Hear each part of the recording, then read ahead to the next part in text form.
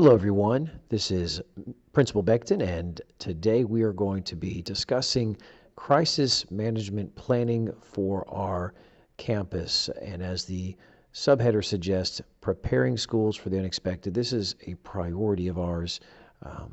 And so today we'll be going through some of the different scenarios that may occur, could potentially occur in the course of a school year, and how we plan to respond on that to those situations, how we plan on communicating with our staff and students, and the roles that everyone is expected to play for each of these situations. So very briefly, I'll just show you the entire crisis management plan. As you can see, we have our different types of emergencies located in the first column. And then, of course, we're going to explain how to resolve those, as well as a summary of the communication efforts that will be taking place throughout those different types of emergencies.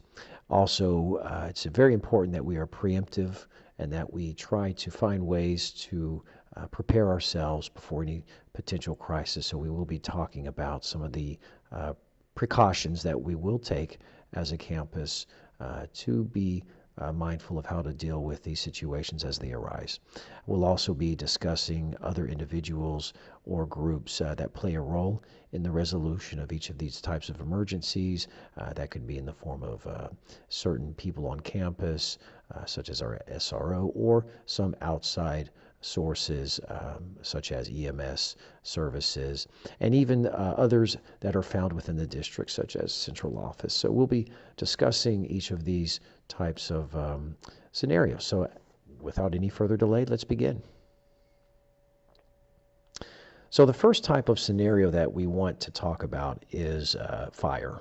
In the event of a fire, I think it's quite clear we will be evacuating the building. That is certainly the expectation. That is certainly what we do and what we practice. So how would we communicate this to everyone in the school? Well, first of all, it usually starts with a fire alarm that is pulled, and that will initiate an evacuation. That alarm is also linked to our local EMS services. Fire department will be notified quickly, and they will come to our campus. As an admin, we do have direct access or a direct line of communication with central office through the radio. So it's very important that we are letting them know as soon as we have a situation on our hands, so that they can also reach out to the proper channels and notify parents of the situation. It is important to note that there are laws in regards to preparing for fire drills. In fact, the state of Texas requires monthly fire drills, and so this points to the possibility of fires being a real threat in Texas. I mean, this is something that you never know what the catalyst for a school fire could be, and these are perhaps one of the most common risks that are associated with large buildings. So we do have to practice our fire drills on a monthly basis. However, on that note, it is important to let it be known that our maintenance department does come out prior to a fire drill. So we reach out to them and let them know the day that we are going to plan this fire drill. And so they will actually use an internal alarm system that will not go out to the fire department or any sort of local EMS services, and so that way we kind of keep things in-house. That's a very important aspect of our fire drills. We do like to inform parents, usually after the fact, just to let them know that we've conducted a fire drill, that there's no real emergency, and so that's usually a priority to maintain proper communication with parents as well. Other individuals or groups that would play a role in the resolution of this emergency will clearly Everyone. Everyone needs to be out of the building, so that means everybody has a role. Everybody needs to be able to evacuate in a safe and orderly manner. That includes from myself to the teachers to the students, all staff, all faculty, everyone needs to be out the door. Of course, EMS is going to play a role, and central office, for sure. We'll have members of central office that will respond immediately and help to, like I said, establish proper channels of communication to our parents. Now, in the second type of emergency, this would be an intruder. Now, again, we can't quite say whether this intruder, is an active shooter or not, but certainly having a stranger on your campus, someone who is not supposed to be there, can pose certain threats. So usually what we try to do is resolve this through a hold. We definitely want to make sure our students are not in the hallways or anywhere where they shouldn't be in the event of someone who is not authorized to be on campus, in the event that occurs. So communication-wise, usually the first form of communication would be just to make an announcement, not necessarily that there's an intruder on our campus, but just to let the teachers know that we will be holding students until further notice, so that even if a bell rings, students are to stay in class.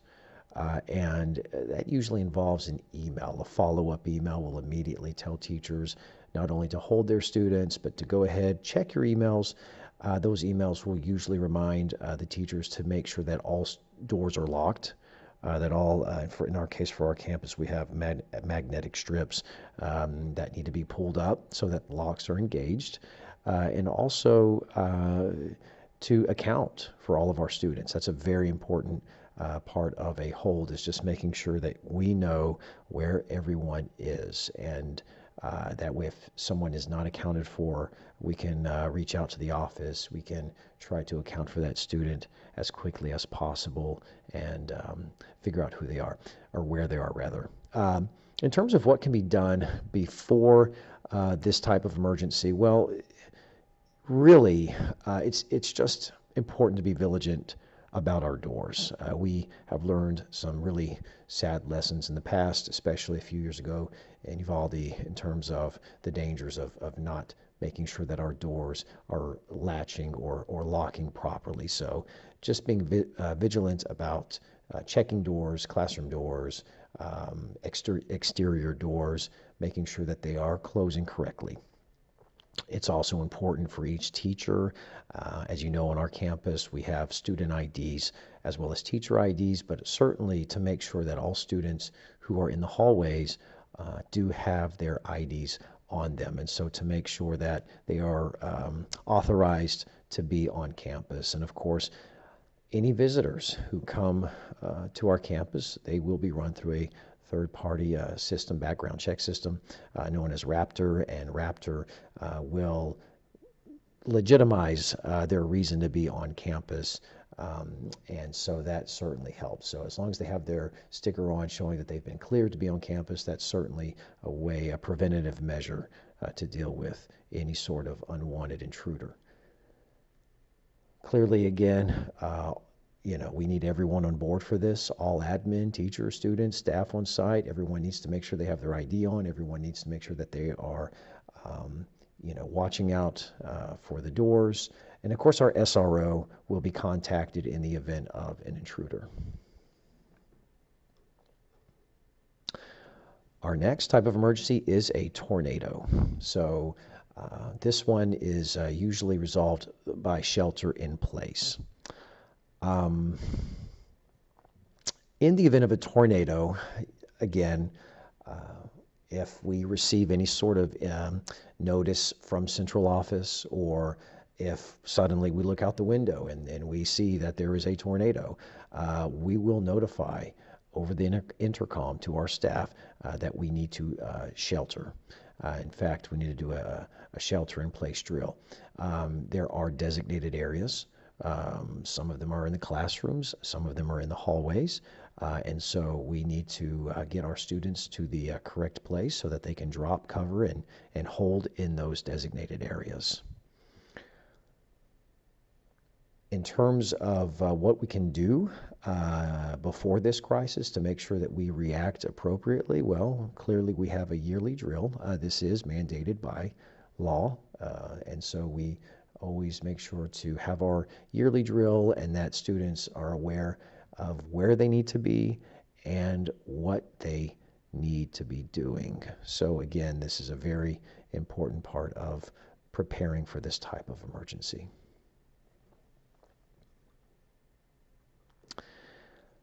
Now, we come to the one emergency that we probably dread more than any other emergency that we could imagine on a school campus, and that would be having an active shooter on our campus. So what is the best way for us to resolve this? Well, clearly we're going to have a lockdown.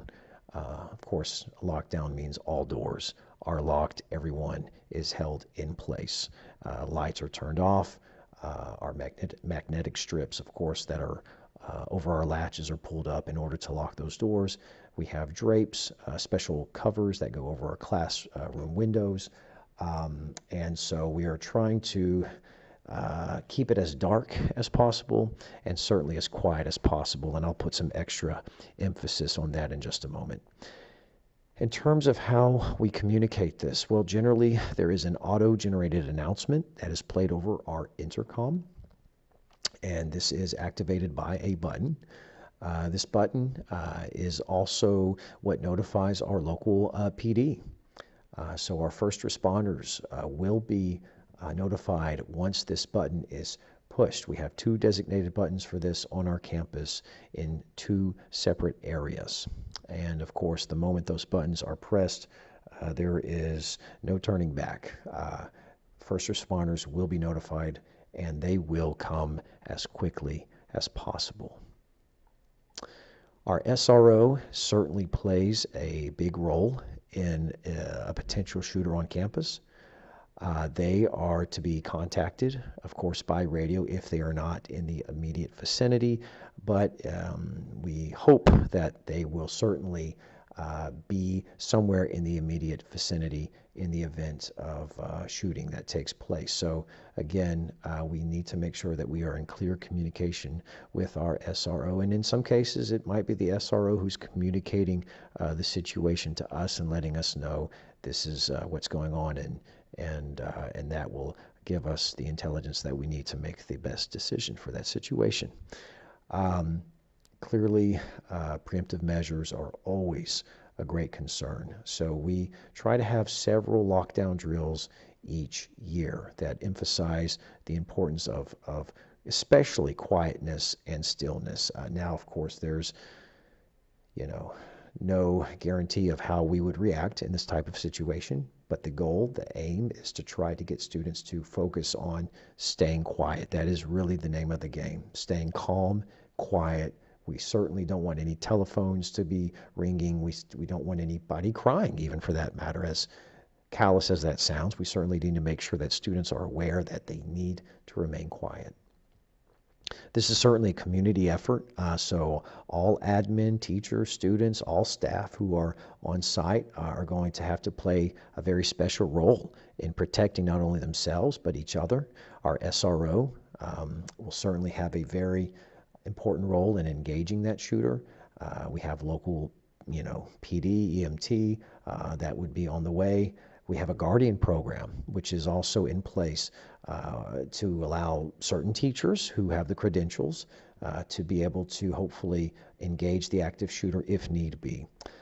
Local church, we have a church in our town who is the designated spot for parent-student pickup. Our students will be bused to that location where their parents can reach them very quickly. So this is a true community effort. Last but not least, we have the loss of electricity. So in the event that electricity goes out, we're going to have a hold, and we will keep students in their classrooms. Of course, we really can't say anything. We can't inform anybody because there would be no electricity to do so. So I think our clear indication is that all lights would go out on campus, and that would pretty much set the tone for the situation. Um, we do have drills. Again, mostly this is related to holding, just making sure that teachers know how to deal with the situation. Clearly, any instruction is going to be out the window the moment electricity goes out. It's going to be difficult to continue with lessons. But having a secondary plan, maybe it would revolve around reading or activities, games, things of that nature to allow the mood to stay relatively calm and structured. And so again, even having a shack bag for those moments where, if there is an emergency, we can address that within the classroom. Once again, all admin, teachers, students, and staff on site will need to know how to operate in the dark if it calls for that. So we will certainly be wary of how to deal with that situation. Well, that is a wrap-up of our emergencies and crisis management and how we'll communicate that, how we'll deal with that, how we'll resolve that, and the roles that we can play because this truly is a school-wide initiative. And so I hope that you have learned something from this. Feel free to reach out to me, communicate any questions you have for me, and I'll do my best to help you. So thank you so much for your time. Have a wonderful day.